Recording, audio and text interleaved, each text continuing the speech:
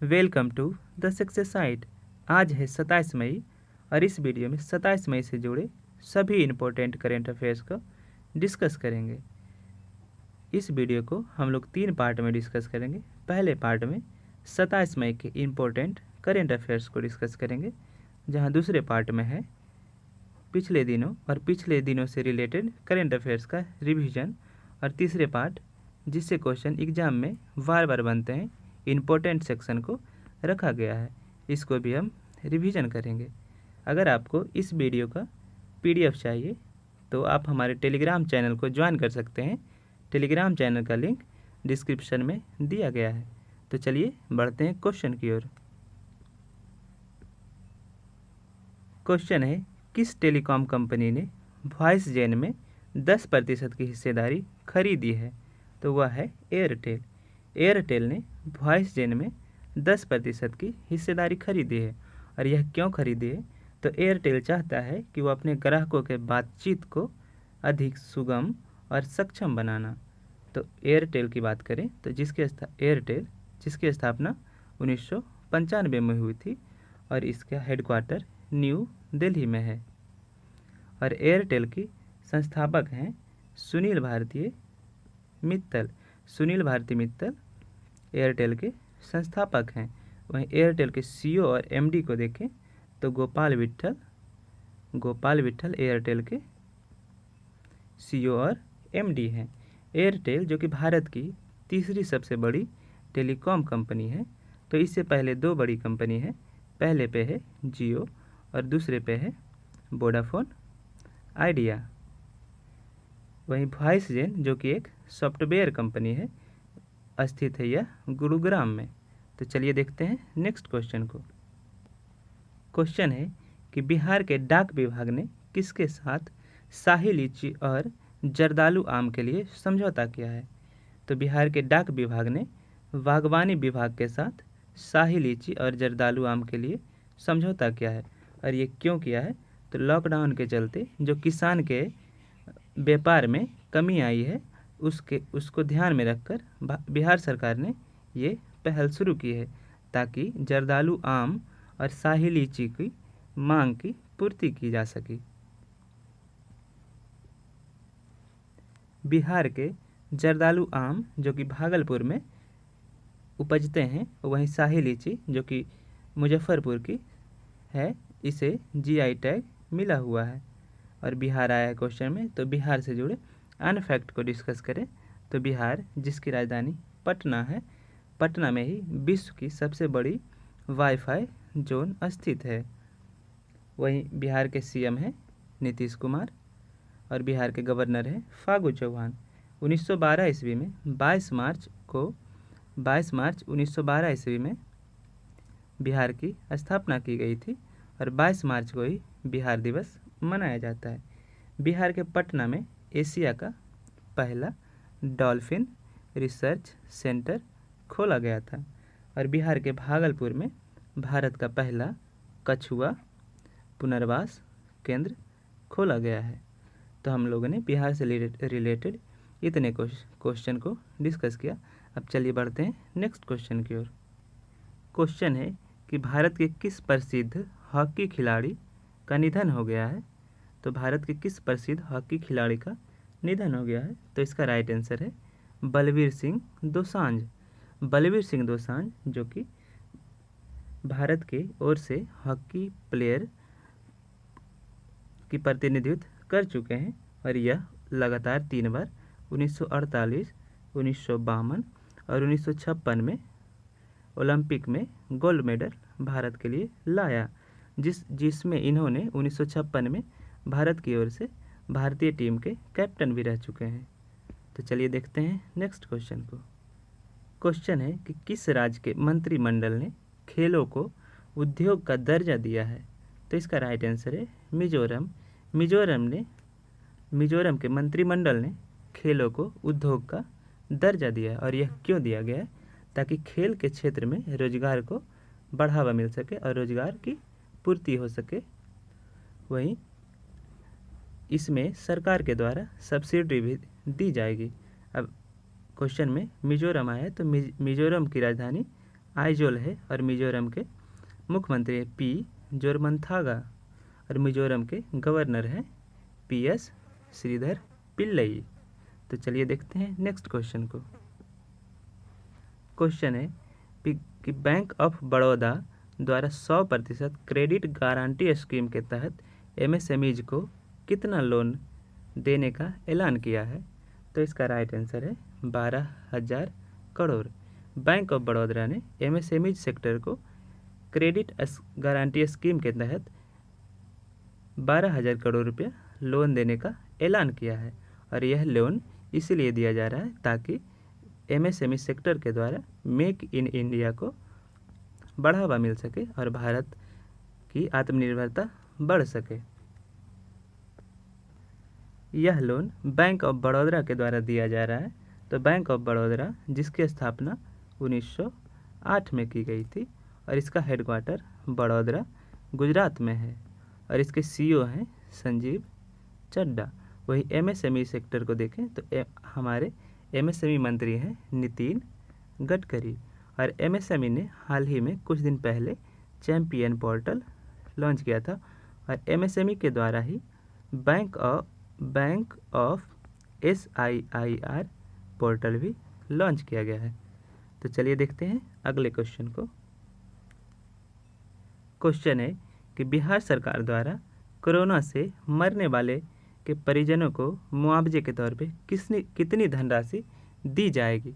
तो बिहार सरकार के द्वारा जो कोरोना से मरते हैं उनके परिजन को कितनी धनराशि मुआवजे के तौर पे दी जाएगी। तो इसका राइट आंसर है 4 लाख। बिहार सरकार 4 लाख कोरोना से मरने वाले के परिजनों को मुआवजे के तौर पे राशि देगी।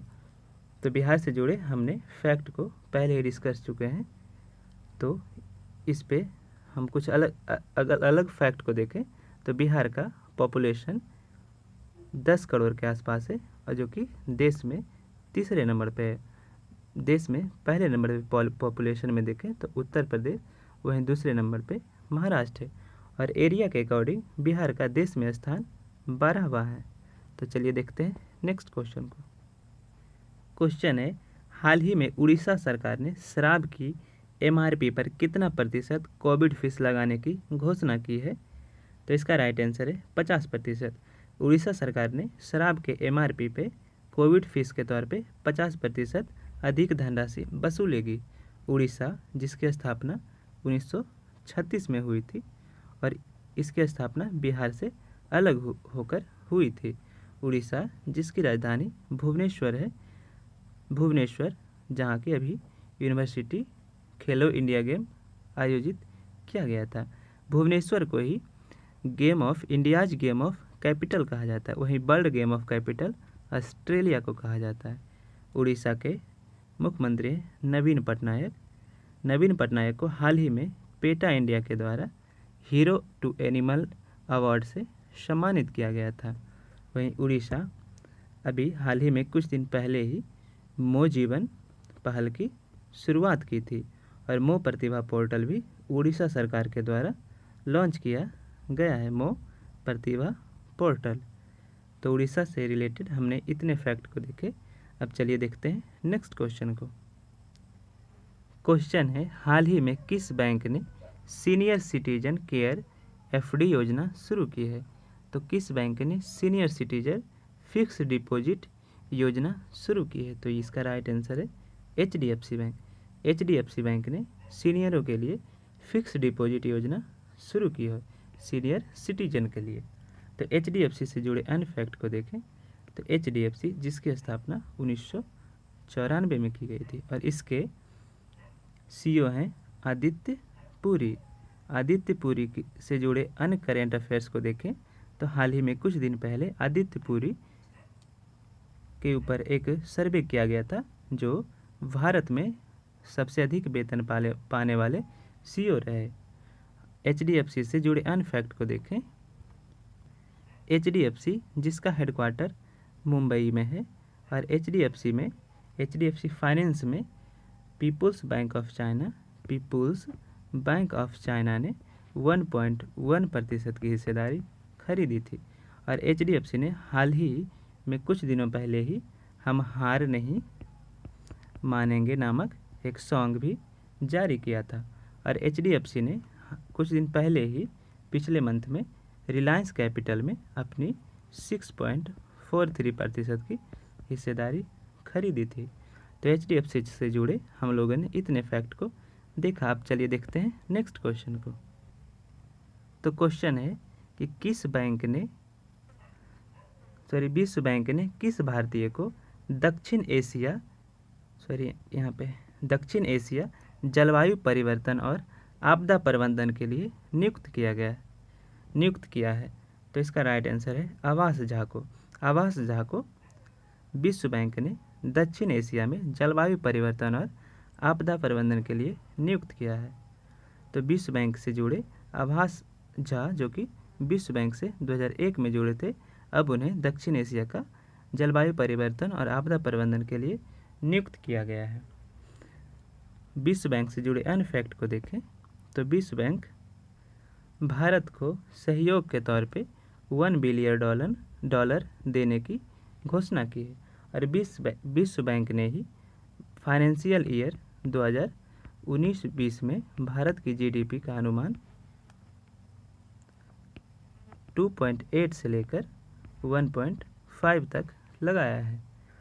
इसके अदर ऑप्शन को डिस्कस करें तो मनोज आहूजा जो कि CBSE के नए अध्यक्ष नियुक्त हुए हैं। वही मनोज शशिधर की बात करें तो मनोज शशिधर CBI के संयुक्त निर्देशक के रूप में नियुक्त हुए हैं।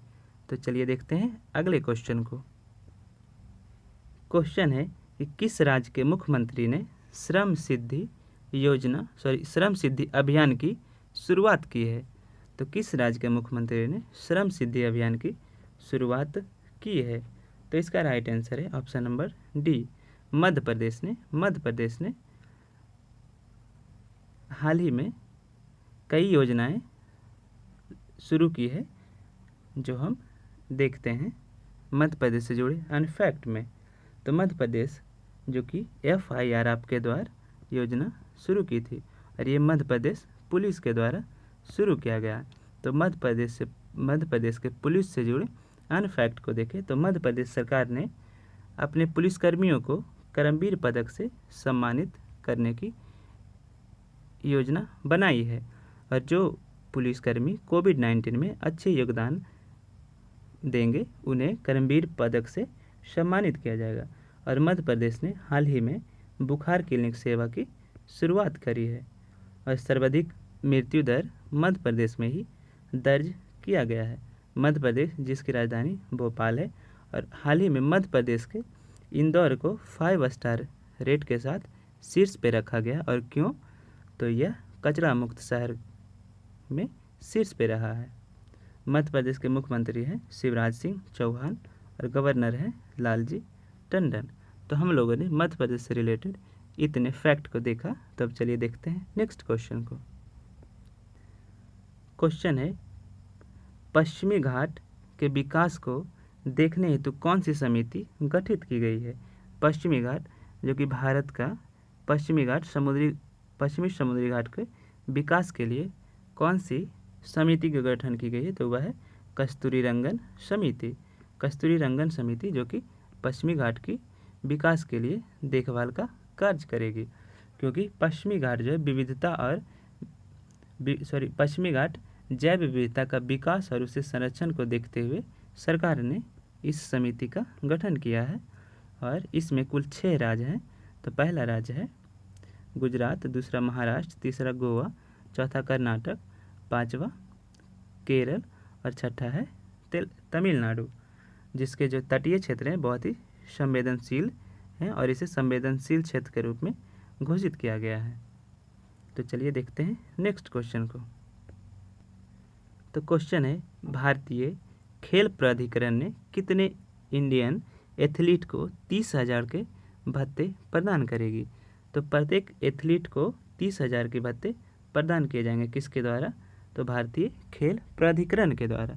तो ये कितने हैं, इसकी संख्या है 2749 एथलीट को भारतीय खेल प्राधिकरण के द्वारा 30,000 रुपये दिए जाएंगे प्रत्येक एथलीट को।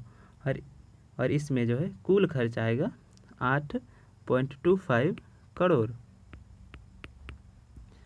और इसमें लाभार्थी सबसे ज़्यादा लाभार्थी महाराष्ट्र के हैं, और उसके बाद हरियाणा के, और उसके बाद दिल्ली के, जहां महाराष्ट्र में 386 एथलीट हैं, वहीं हरियाणा में 381 और दिल्ली में 225। भारतीय खेल प्राधिकरण की स्थापना 1984 में की गई थी और इसका हेडक्वार्टर है न्यू दिल्ली में। तो हमारा पहला सेक्शन ख़त्म हुआ दोस्तों। अब चलिए बढ़ते हैं रिवीजन सेक्शन की ओर। तो रिवीजन सेक्शन में हमारे कल का क्वेश्चन है, उसमें पहला क्वेश्चन है कि हाल ही में खोडूल नामक पहल किस राज्य में शुरू किया गया जो विश्व में शीर्ष 10 पहल में शामिल किया गया है। विश्व के 10 पहल में शामिल किया गया, तो यह है मणिपुर। मणिपुर के खोडोल नामक पहल को विश्व में शीर्ष 10 पहल में स्थान दिया गया है। तो चलिए देखते हैं नेक्स्ट क्वेश्चन को।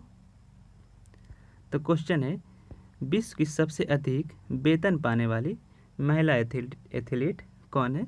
तो वह है नाओमी ओसाका, जो कि जापान की एथलीट हैं। अगला क्वेश्चन है ताइवान की दोबारा से राष्ट्रपति कौन बने हैं। तो त्साई इंग वेन ताइवान के पुनः राष्ट्रपति नियुक्त किए गए हैं। तो चलिए देखते हैं नेक्स्ट क्वेश्चन को।